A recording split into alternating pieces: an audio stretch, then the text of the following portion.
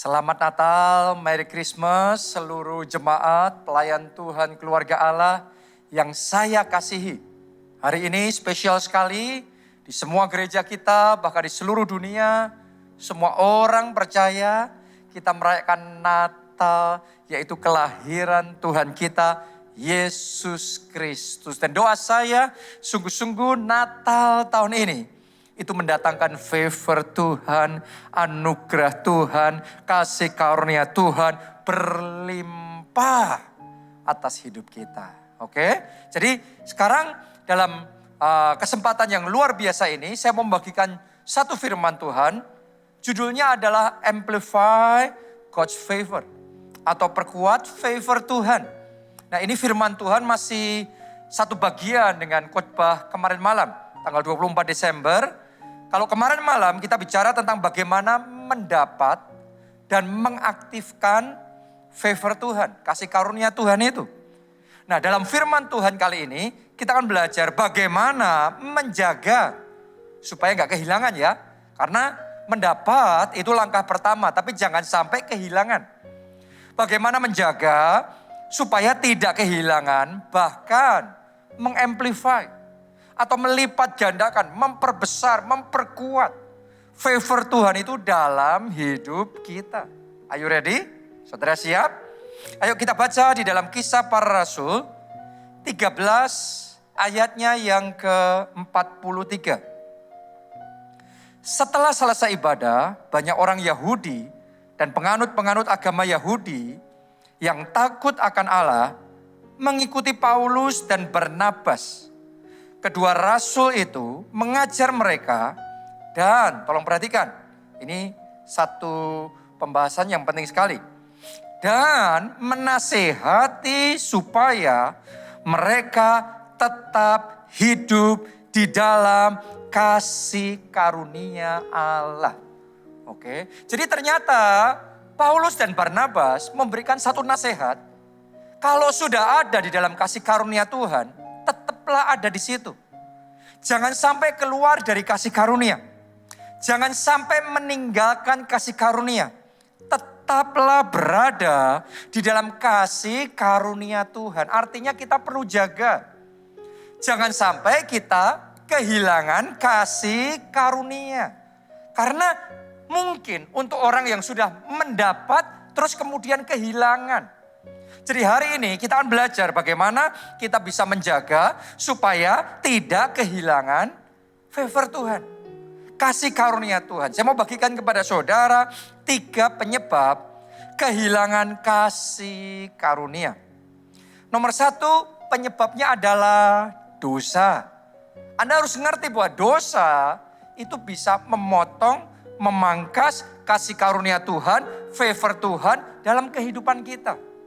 Ayo kita baca di dalam 1 Samuel 2 ayat 29 sampai ayat yang ke-30. Ini kisah tentang Imam Eli dan keluarganya, bagaimana Tuhan berurusan sama mereka. Tuhan ngomong begini sama Imam Eli. Mengapa engkau memandang dengan loba kepada korban sembelianku dan korban sajianku yang telah kuperintahkan? Dan mengapa engkau menghormati anak-anakmu lebih daripadaku, sambil kamu menggemukkan dirimu dengan bagian yang terbaik dari setiap korban sajian umatku Israel? Sebab itu, demikianlah firman Tuhan Allah Israel, sesungguhnya aku telah berjanji, keluargamu dan kaummu akan hidup di hadapanku selamanya. Tetapi sekarang demikianlah firman Tuhan, jauhlah hal itu daripadaku. Sebab siapa yang menghormati aku, akan kuhormati. Tetapi siapa yang menghina aku, akan dipandang rendah. Jadi ternyata sebenarnya di awal, Tuhan itu sudah memberikan kasih karunia yang besar kepada Imam Eli dan keluarganya beserta dengan keturunan anak cucunya. Bahkan Tuhan ngomong kamu akan ada di hadapanku selamanya. Jadi dari pihak Tuhan, dia mau memberikan favor, kasih karunia itu selamanya. Saya ingin ajak saudara menyadari, seperti itulah kasih Allah kepada kita. Dia mau kasih karunia-Nya, anugerahnya, favornya dalam hidup kita selamanya. Seperti itu yang Tuhan rancangkan buat Imam Eli. Sayangnya Imam Eli ini gak menjaga, tidak memperhatikan favor Tuhan dalam hidup mereka. Mereka sudah menerima favor, tapi mereka meninggalkan favor itu. Sudah ada di dalam kasih karunia, tapi tidak tetap ada dalam kasih karunia. Keluar dari kasih karunia, kenapa? Karena memilih dosa. Jadi Tuhan sampai menegur. Ya, kenapa kamu mengizinkan dosa? Kenapa kamu memilih dosa? Kenapa kamu memandang dengan loba persembahan umatku? Kenapa kok kamu mengizinkan perzinahan ada di dalam bait Allah dan seterusnya dan seterusnya? Sehingga sampai di satu titik Tuhan sudah negur, Tuhan mengingatkan, Tuhan menegur, Tuhan mengingatkan berulang-ulang. Sampai di satu titik Tuhan ngomong, oke, sekarang cukup. Mulai sekarang semuanya tadi kucabut. Mulai sekarang kamu tidak lagi, jauhlah hal itu daripadaku. Ya, kamu tidak akan lagi selama-lamanya mendapatkan kasih karunia itu. Karena siapa yang menghormati aku, ia akan dihormati. Siapa yang menghina aku akan dipandang rendah. Jadi dengan kata lain, Imam Eli ini sudah dapat favor, tapi kehilangan favor itu. Sempat mencicipi kasih karunia, tapi kemudian kehilangan kasih karunia. Kenapa? Karena dosa. Saya perlu ngomong begini sama saudara. Dosa itu memang manis. Tapi jangan lupa, favor berlipat kali ganda lebih manis. Kalau Anda pilih dosa, Anda hanya dapat yang manis, setelah itu jadinya pahit. Seperti itu sifatnya dosa, awalnya manis, berikutnya pahit. Tapi favor dari Tuhan, dari awal manis, makin lama makin manis, makin indah. Seperti itu hidup saudara dalam Tuhan. Doa saya penuh dengan anugerah, semakin penuh dengan kasih karunia. Jadi hari ini saya ajak kita buka hati lebar-lebar, kita teliti. Jangan sampai tanpa sadar kita keluar dari favor, keluar dari kasih karunia Tuhan. Jangan sampai tanpa sadar kita lebih memilih dosa atau kita membiarkan dosa itu ada dalam hidup kita. Memang mungkin untuk kita tergoda dan jatuh dalam dosa. Tapi kalau itu yang Anda alami saat ini, segera buka hati lebar-lebar. Izinkan Roh Kudus bicara dalam hidup saudara. Dan juga teliti hati kita masing-masing. Jangan sampai kita lebih memilih favor, lebih memilih dosa ketimbang favor. Ingat nasihat Paulus dan Barnabas. Tetaplah tinggal dalam kasih karunia. Anda yang sudah percaya sama Yesus, Anda sudah terima kasih karunia.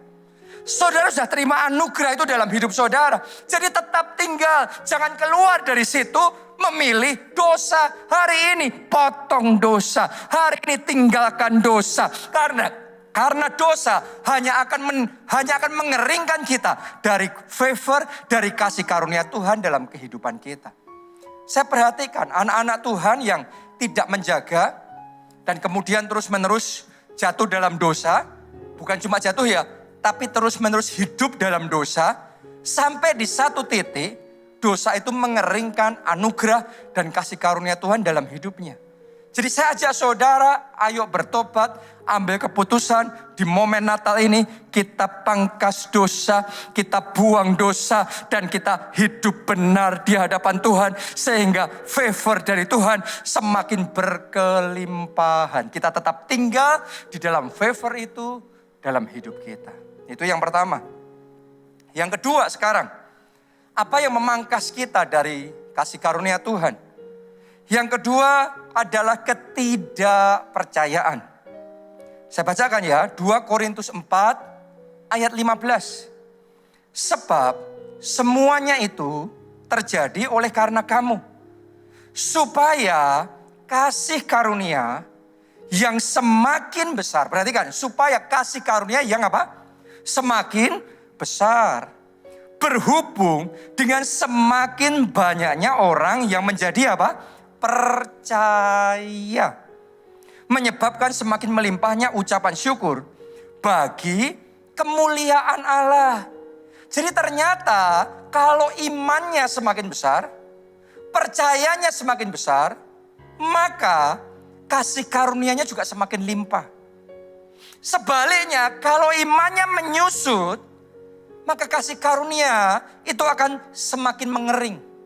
Doa saya yang Anda alami dalam hidup saudara, hari demi hari hidup di dalam Tuhan, kasih karunia-Nya semakin limpah, semakin tebal, semakin besar, semakin berlipat kali ganda dalam hidup saudara. Karena itu jangan izinkan ketidakpercayaan itu menguasai hati saudara.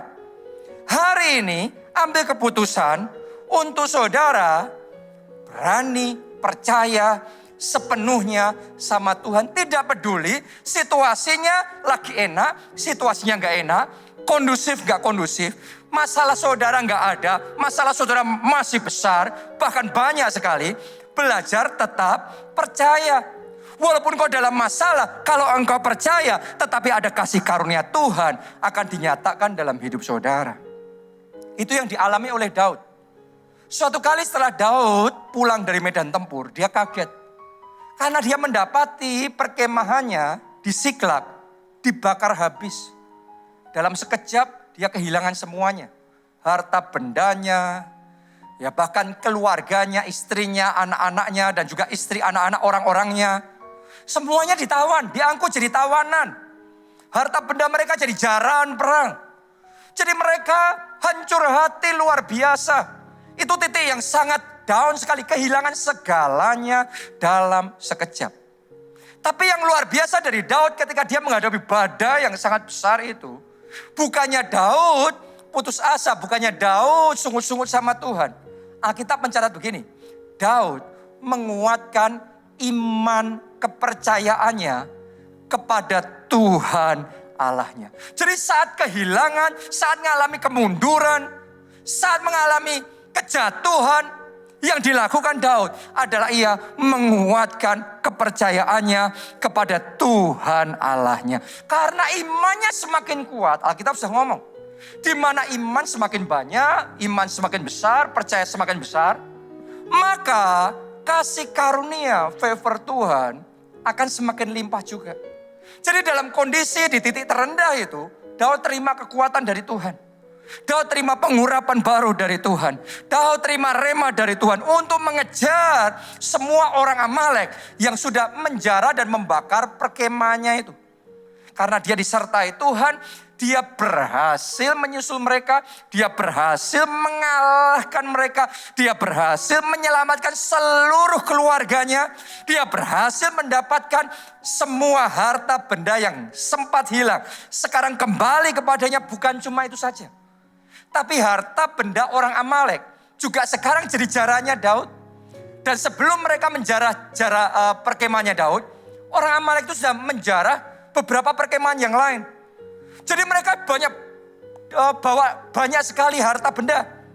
Yang luar biasa, semua yang mereka bawa itu, semua hasil kerja keras orang Amalek itu ternyata dikumpulin semuanya. Yang terakhir yang mendapatkannya adalah Daud. Kenapa? Karena Daud mengambil keputusan menguatkan iman kepercayaannya kepada Tuhan Allahnya. Maka sekalipun dia kehilangan segalanya, Tuhan kembalikan berlipat kali ganda. Itu yang akan Anda alami kalau di saat kesesakan, di saat Anda terdesak, di saat mengalami kegagalan, di saat mengalami kerugian. Anda tidak sesak imanmu, Anda tidak menyusut imanmu, tetapi engkau perbesar imanmu. Engkau semakin percaya seperti Daud. Engkau menguatkan kepercayaanmu kepada Tuhan Allahmu. Maka engkau akan melihat favor Tuhan limpah di dalam kehidupan saudara. Oh, saya berdoa melalui firman Tuhan ini, melalui rema ini, melalui Natal ini, favor Tuhan tambah besar, tambah limpah, tercurah dalam hidup saudara. Amin, haleluya. Itu yang sempat dialami oleh Pak Obadja. Tadinya dia adalah pengusaha, dia bisnismen. Tapi kemudian Tuhan panggil untuk Pak Obadja melayani. Jadi Pak Obadja melayani. Sementara Pak Obadya semangat maju melayani, tiba-tiba badai datang. Masalah datang, perusahaannya kolaps. Perusahaannya bangkrut habis, sudah semuanya. Yang luar biasa dalam kondisi seperti itu, biasanya orang lain sudah lemas. Orang lain sudah menyerah, tapi Pak Obadya malah menguatkan iman kepercayaannya kepada Tuhan Allahnya. Dia semakin menenggelamkan dirinya di dalam panggilan Tuhan, di dalam hidupnya. Itu sebabnya kegerakan besar Tuhan kerjakan, terobosan besar, kemenangan besar terjadi di tengah-tengah kita. Jadi kebangkrutan besar dirubah jadi kegerakan besar. Kenapa? Karena ada favor Tuhan. Dan favor Tuhan itu dimulai dari ketika kita berani menguatkan kepercayaan kita kepada Tuhan. Itu yang kedua. Sekarang yang ketiga. Penyebab kehilangan favor yang ketiga adalah zona nyaman. Tahukah saudara kalau kita terlalu lama tinggal di zona nyaman, maka yang namanya favor, kasih karunia, itu bisa memudar. Saya mau bagikan sama saudara satu hukum favor yang saya perhatikan banyak orang belum ngerti. Ya, favor Tuhan itu semakin berlipat kali ganda di mana ada kebutuhan. Kalau dia dipakai. Kalau favor Tuhan jarang dipakai, maka jadi memudar. Akhirnya hilang. Itu sebabnya orang kalau tinggal dalam zona nyaman, ya nggak mau bertindak melangkah dengan iman. Akhirnya lama kelamaan karena nggak terpakai. Sudah cukup semuanya, cukup semua, nggak ada masalah, keadaan lancar, baik-baik saja semuanya, nggak ada masalah. Akhirnya kasih karunia Tuhan itu jadi pudar, jadi hilang. Saya ajak saudara mulai hari ini belajar berjalan bersama dengan Tuhan. Kalau Anda sedang alami masalah, Anda sedang terdesak, Anda sedang dalam kelemahan, justru itu momen yang terbaik. Favor Tuhan dicurahkan, ditambahkan, dilimpahkan dalam hidup saudara. Kenapa? Karena favor itu yang paling dibutuhkan saat kita lemah. Dan firman Tuhan sudah berkata sama kita, justru dalam kelemahan kuasaku menjadi sempurna. Anda yang sedang mengalami pergumulan dalam sakit penyakit, pergumulan dalam pekerjaan, dalam keuangan, di dalam keluarga, dalam pernikahan hari ini, terima favor dari Tuhan, terima anugerah dari Tuhan. Buka hatimu lebar-lebar, maka kasih karunia Tuhan tercurah dalam hidup saudara. Bahkan buat saudara yang tidak mengalami masalah yang berat, badai yang besar, tolong dengarkan saya baik-baik. Kita nggak harus nunggu masalah dulu, baru bisa terima favor dari Tuhan. Kalau saudara dalam kondisi yang baik, saya ajak saudara belajar tangkap rema yang dari Tuhan, tangkap visi yang besar dari Tuhan, terus dengan iman berani melangkah, melakukan perkara-perkara yang besar. Yang secara manusia itu di luar kemampuan kita. Kalau dihitung dengan pikiran kita, itu melampaui kekuatan kita. Tapi karena itu rema Tuhan, karena itu disuruh oleh Tuhan, kita berani melangkah. Kita dalam melangkah, kita andalkan Tuhan. Karena kita andalkan Tuhan, di situ favor dibutuhkan. Dan Tuhan akan curahkan kasih karunia. Di situ kasih karunia Tuhan akan ditambah-tambahkan dalam hidup saudara. Jadi saya ajak saudara jangan mau tinggal terlalu lama dalam zona nyaman. Sehingga akhirnya kasih karunia Tuhan itu jadi pudar. Alasan dalam hidup saya merasakan dari waktu ke waktu Tuhan terus bawa. Dari kasih karunia pada kasih karunia. Dari anugerah pada anugerah. Dari favor pada favor. Karena saya nggak nunggu. Ngalami masalah dulu. Baru mengandalkan Tuhan, berseru Tuhan. No. Ada masalah, nggak ada masalah. Saya terus belajar bergantung sama Tuhan. Terus melangkah dengan iman. Berani melakukan perkara-perkara yang besar. Dan karena itu favor demi favor, tambah-tambah, berlimpah-limpah, dilipat kali gandakan, Tuhan curahkan dalam hidup saya. Hari ini saya ajak saudara, ayo berani melangkah dengan iman. Amin. Nah itu cara menjaga supaya jangan sampai kita kehilangan anugerah. Jangan sampai kita keluar dari kasih karunia. Sekarang saya ajak saudara untuk maju lebih lagi. Ya, bagaimana kita yang sudah menjaga, sudah mendapatkan favor itu, bagaimana kita bisa mengamplify favor Tuhan. Bagaimana kita bisa memperbesar, memperkuat kasih karunia Tuhan itu di dalam hidup kita. Saya mau bagikan 3 poin. Nomor 1, setia pada Tuhan. Tahukah Anda kesetiaan itu mean a lot. Kesetiaan itu sangat berarti di hati Tuhan. Jadi untuk orang yang setia akan ada anugerah, kasih karunia, dan favor yang di-amplify, yang diperbesar, yang diperkuat, yang dilipat kali gandakan di dalam kehidupannya. Kita baca dulu Lukas 1 ayat 5 sampai ayat yang ke-6. Pada zaman Herodes, Raja Yudea, adalah seorang imam yang bernama Sakaria dari rombongan Abia. Istrinya juga berasal dari keturunan Harun. Namanya Elisabet. Ini yang dialami Sakaria dan Elisabet ya. Ayat 6. Keduanya adalah benar di hadapan Allah dan hidup menurut segala perintah dan ketetapan Tuhan dengan tidak bercacat. Bagus. Saya yakin banyak di antara kita di sini juga mau hidup benar, mau mengikuti semua perintah dan ketetapan Tuhan. Bagus. Tapi lihat ayat yang ke-7 sangat menarik sekali. Ditulis seperti ini. Tetapi mereka itu siapa? Sakaria, Elisabet. Yang sudah hidup benar. Yang sudah mengikuti semua perintah dan ketetapan Tuhan.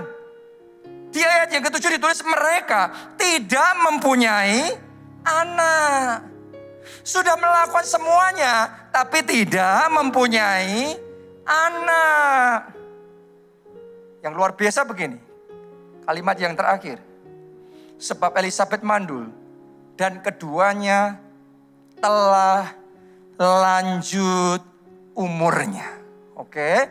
Jadi ternyata mereka bukan hanya hidup benar, tapi hidup benarnya sampai lanjut umurnya, sampai tua. Mereka bukan hanya pernah mengikuti perintah dan ketetapan Tuhan dengan tidak bercacat. Tapi menariknya, sekalipun sudah melakukan semuanya itu, dan doanya tetap gak dijawab, tetap gak dikasih anak, seolah-olah tetap gak diperhatikan. Mereka tetap saja menjaga semua perintah dan ketetapan Tuhan sampai lanjut umurnya. Dengan kata lain, Sakaria dan Elisabet adalah orang yang setia. Setia itu bukan saat saudara hidup benar. Setia itu bukan saat saudara taat melakukan semua perintah dan ketetapan Tuhan. Setia adalah di saat engkau sudah melakukan semuanya itu dan nothing happen. Gak ada yang terjadi. Seolah-olah doamu gak dijawab. Seolah-olah engkau gak diperhatikan. Tapi engkau tetap melakukan semuanya itu buat Tuhan. Itu namanya setia. Itu yang dilakukan oleh Sakaria dan Elisabet. Dan karena itu, di momen final dalam hidup mereka, Tuhan lakukan sesuatu yang sangat spesial.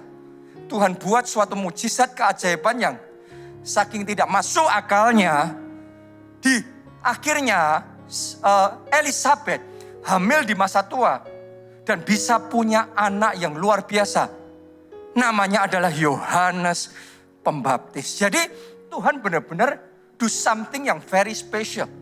Tuhan lakukan sesuatu yang spesial. Tuhan pilihkan berkat, bukan berkat yang common. Bukan berkat yang biasa. Tapi berkat yang very special. Untuk orang yang setia. Saya berdoa yang Tuhan berikan dalam hidup saudara bukan just another blessing. Bukan sekedar berkat yang lain. Tapi mulai hari ini ada berkat yang super spesial. Yang Tuhan berikan dalam hidup saudara. Karena itu belajar untuk setia. Tahukah saudara yang namanya setia sama Tuhan, bukan Anda tetap beribadah seperti sekarang. Bukan hanya Anda ikut perayaan Natal seperti sekarang. Tapi sekalipun Anda sudah beribadah, melayani, ikut perayaan Natal, taat dan lain sebagainya, Anda belum mengalami apa-apa, Anda tetap setia. Setia itu bukan cuma ikut Tuhan, melayani Tuhan saat kondisi baik. Saat kondisi paling tidak baik, paling berbeban berat, masalah kita paling banyak, kita tetap setia. Doa saya hati yang seperti itu Tuhan berikan dalam hidup saudara. Karena buat orang yang setia seperti itu, Tuhan pasti melakukan sesuatu yang istimewa. Masih ingat gak saudara kisah tentang Daud suatu saat menghadapi pemberontakan dari Absalom. Dari anaknya sendiri sampai Daud harus sempat lari dari istananya. Dan di saat Daud mengalami krisis yang besar, justru momen seperti itulah Daud bisa melihat kesetiaan setiap orang. Kenapa saya ngomong begitu? Karena waktu Daud kokoh, dia jadi raja yang sangat berkuasa. Siapa yang berani ngomong gak baik sama tentang dia? Semua orang pasti mbak-mbakin Daud. Kenapa? Lagi di puncak. Lagi jaya. Semua orang baik, itu biasa. Jadi kalau ngomong baik, yang ngelakuin yang baik, saat semuanya baik, biasa. Justru di saat Daud lagi krisis kayak gitu, ketahuan, kelihatan. Mana yang tadinya cuma pura-pura baik, mana yang tetap baik sama dia di saat krisis. Mana yang setelah Daud mengalami krisis begitu, tiba-tiba berbalik, terus kemudian mulai melawan Daud, mulai melakukan hal-hal yang tidak baik, mengata-ngatai Daud.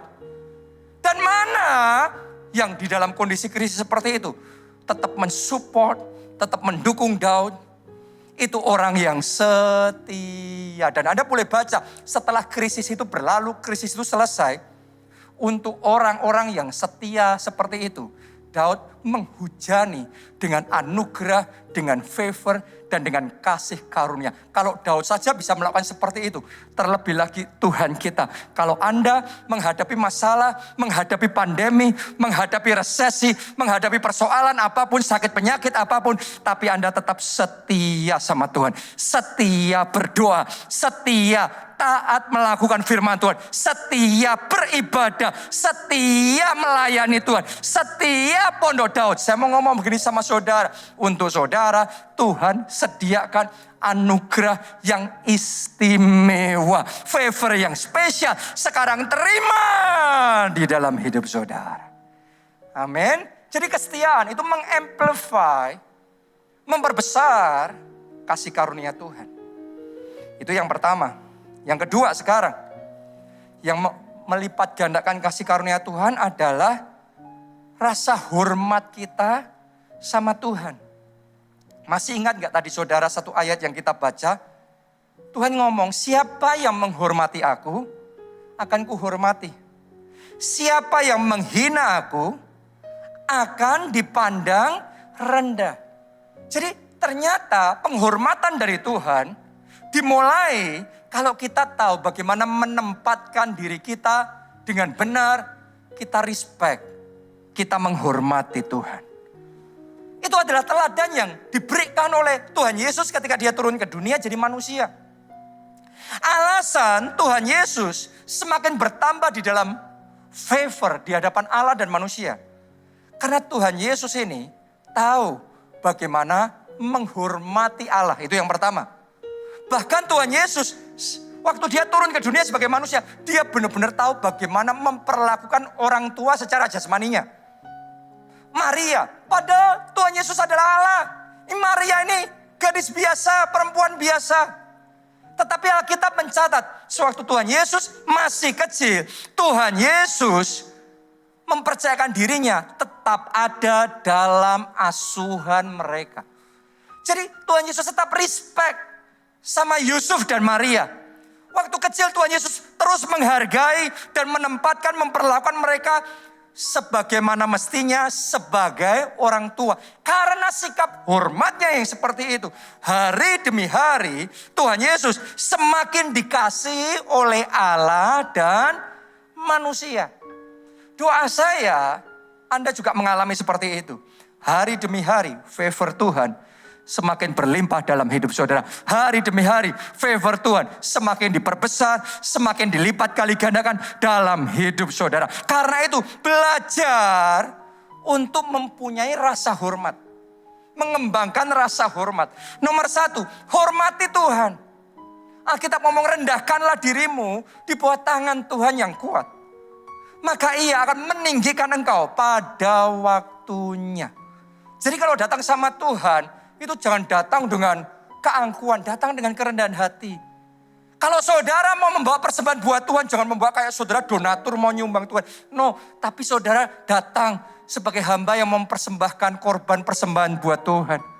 Kalau mau memuji menyembah Tuhan itu jangan cuma ngelihat kanan kiri. No. Waktu Anda memuji menyembah Tuhan itu keluar dari hati. Saudara angkat tangan, engkau memuji, engkau menyembah. Itu namanya menghormati Tuhan di dalam ibadah. Menghormati Tuhan di dalam memuji menyembah. Menghormati Tuhan di dalam melayani. Orang yang tahu menghormati Tuhan, favor dari Tuhan akan melimpah, akan diperbesar, akan diamplify dalam hidup saudara. Yang kedua, hormati otoritas di atas saudara. Siapa otoritas di atas kita? Orang tua kita. Hormati papa mama saudara.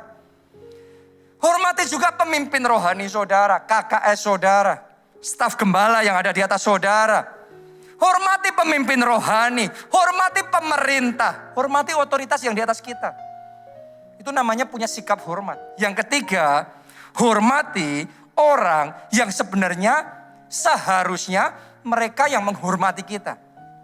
Tapi kita pilih, kita menghormati mereka.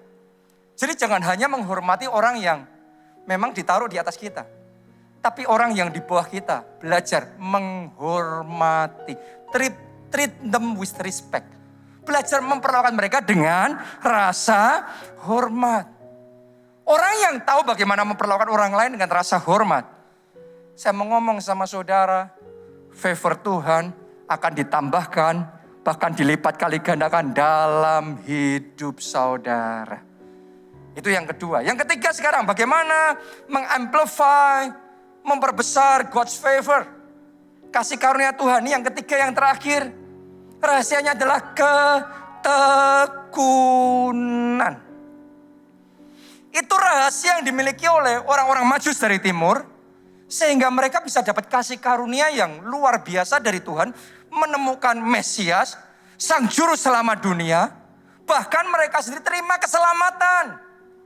Kenapa? Karena orang-orang Majus dari timur ini orang yang tekun. Kita mencatat mereka ini orang-orang pintar. Saya yakin mereka bisa pintar karena mereka tekun belajar. Buktinya apa? Orang lain gak ngerti. Tapi karena mereka tekun meneliti, mereka bisa tahu apa yang orang lain tidak tahu. Mereka bisa ngerti bahwa ada Mesias, Sang Juru Selamat, yang bintangnya mereka lihat dari timur. Mesias itu lahir ke dunia. Mereka bisa tahu semuanya itu kenapa? Karena tekun mencari, tekun belajar. Bahkan tekun di dalam perjalanan mereka sampai benar-benar menemukan bayi Yesus, Sang Juru Selamat itu. Karena ketekunannya mereka mendapatkan kasih karunia. Kalau saudara tekun di dalam Tuhan, tekun di dalam ketaatan, tekun di dalam melayani Tuhan, tekun di dalam hubungan pribadi saudara sama Tuhan, maka yang namanya anugerah dan kasih karunia akan dilimpahkan dalam hidup saudara. Saya bacakan 2 ayat yang terakhir. Yang pertama Wahyu 3 ayatnya yang ke-10. Karena engkau menuruti firman-Ku, untuk tekun menantikan Aku, maka Aku pun akan melindungi engkau dari hari pencobaan yang akan datang atas seluruh dunia untuk mencobai mereka yang diam di bumi. Sudah dinubuatkan di akhir zaman akan ada yang namanya hari pencobaan akan datang. Mencobai semua orang. Gak peduli orang Kristen, bukan Kristen, tua, muda, kaya, miskin. Gak luput. Karena akan datang hari pencobaan yang mencobai seluruh bumi. Tapi buat orang yang tekun menuruti firman-Nya, Tuhan berjanji, Aku akan melindungi. Doa saya perlindungan Tuhan nyata buat saudara, buat keluarga saudara, buat gereja kita. Perlindungannya nyata. Kuncinya ketekunan. Ayat terakhir ya, 2 Timotius 2 ayat 12a. Jika kita bertekun. Syaratnya apa? Bertekun. Jika kita bertekun, kita pun akan ikut memerintah bersama Dia. Wow. Dalam kerajaan 1000 tahun nanti, ternyata gak setiap orang yang masuk surga itu memerintah. Tapi orang yang bertekun dalam iman. Bertekun dalam perjalanannya mengiring Yesus. Yang tekun ya. Jadi bukan sekedar percaya Yesus dah. Tapi tekun dalam ketaatannya. Tekun bersaksi. Tekun menyelamatkan jiwa. Tekun jadi berkat. Gak peduli situasinya seperti apa. Tekun terus maju. Orang-orang yang seperti itu akan turut memerintah. Itu favor yang kelasnya di atas. Bukan cuma menerima, tapi sekarang memerintah bersama Dia. Dalam kerajaan 1000 tahun. Jadi hari ini saya ingin ajak saudara ambil komitmen. Bertekun di dalam Yesus. Apapun yang terjadi, tekun di dalam Yesus. Karena ketekunan akan melipat gandakan, mengamplify kasih karunia Tuhan dalam hidup saudara.